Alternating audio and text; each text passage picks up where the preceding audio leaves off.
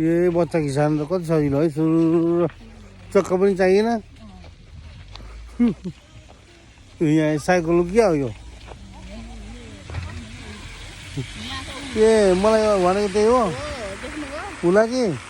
फेरि मेरो लो कहाँ छ त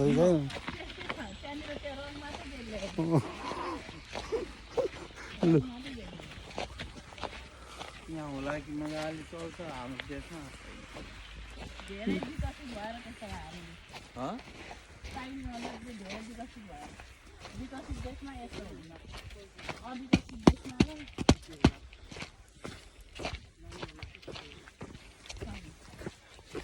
अब बाले लिची त उनले गर्छ होला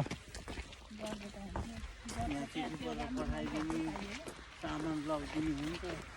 त्यसलाई खुट्टा तानेर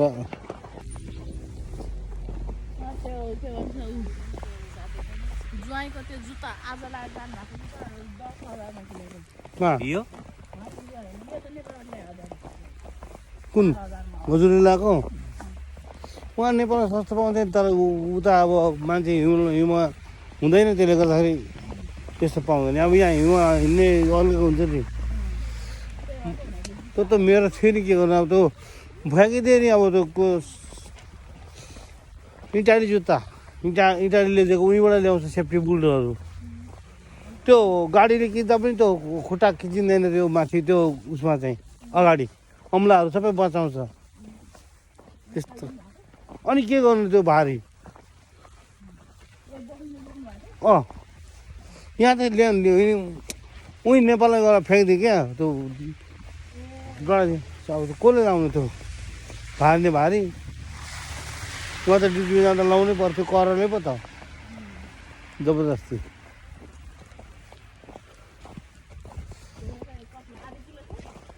आधी किलो दुईटा 4 किलो 2 किलोको एउटै भारी नि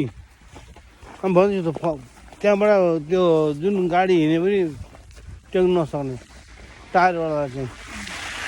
अहिलेको पाउरोटी कुवा छ हुन्छ अब भोक लाग्नु थाल्छ साथै पहिला त चियै खानुपर्छ